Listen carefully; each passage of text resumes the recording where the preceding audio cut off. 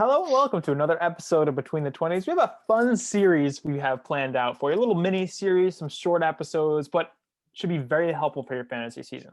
So there's been a lot of turmoil so far in the NFL free agency market this year. We have Kenny Golladay signing with the Giants. That's important for Bryce and I, the two Giant fans here in this group, and also a lot of Bill Belichick signings as well. Amir leaning back so he can all see his Patriots sweatshirt.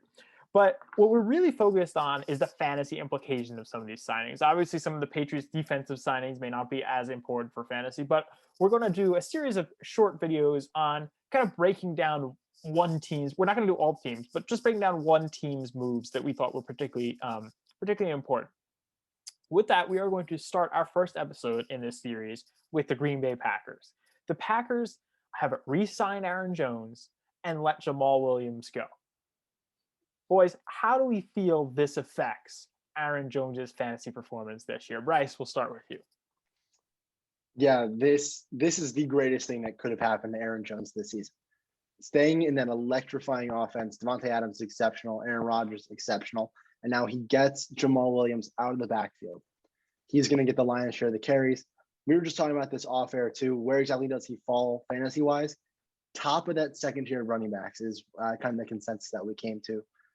He, in my mind, and I think in your guys from what we were talking about, locked in first round pick. This is the greatest thing that could have happened to Aaron Jones. Yeah, you agree? Yeah, of course I agree. I mean, Aaron Jones has already had these electric games, and now the big knock on him was kind of his consistency. But I think without Jamaal Williams there, he's going to get more of the passing down volume. Aaron Jones is just going to be awesome. I think sure AJ Dillon's going to come in and take some. He's going to grow a little bit into that role as a second running back, but Aaron Jones is just he's going to be on fire this year. He's going to be awesome. He's really elevated himself into that clear-cut mid-tier running back one with this move, and this is awesome for Aaron Jones for fantasy owners. So locked in first-round pick, Aaron Jones.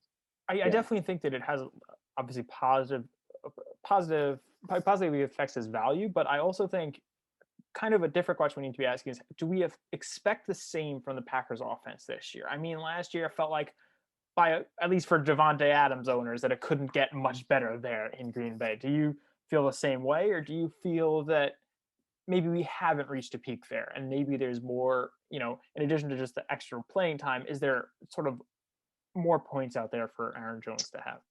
So if I can jump in,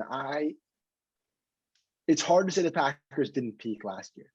Unbelievable season. Davante Adams had a historic receiving season for fantasy wide receivers. So I'm not sure how much higher they can go, but they're not going to fall off at all. This offense it's the same. The only one that's left, at least key component that's left, is just Jamaal Williams. And the thing that kept Jamaal Williams on the field wasn't his receiving, wasn't his running, it was his blocking.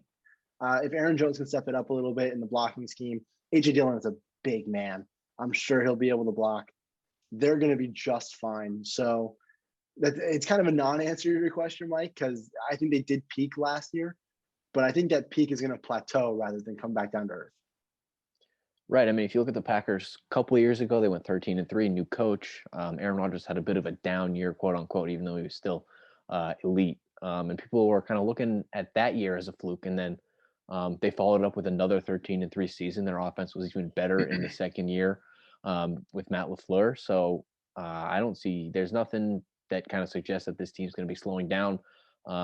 They lost Corey Linsley, one of the best centers in the game, but they should be able to patch something up on the offensive line. And so it shouldn't be too bad. They still have Aaron Rodgers and Davante Adams, best wide receiver in the game. So this offense is still going to be a top unit in the NFL, rivaling the Chiefs. So they might come down a little bit, regression to the mean. Davante Adams had, 1,000 touchdowns last year. But yeah, I just think this offense is still going to be electric. Definitely. Yeah, and you can't underestimate another year of Robert Tonyan. He balled out last year for someone that didn't. I mean, he wasn't on any radar. Full year ideally of Allen Lazard, another year of MVS. Experience is going to help this team. I think those are great takes, and we're going to do this all again, except for the Packers. We're going to turn to the Giants, who obviously made a big splash when signing Kenny Golladay, Join us then.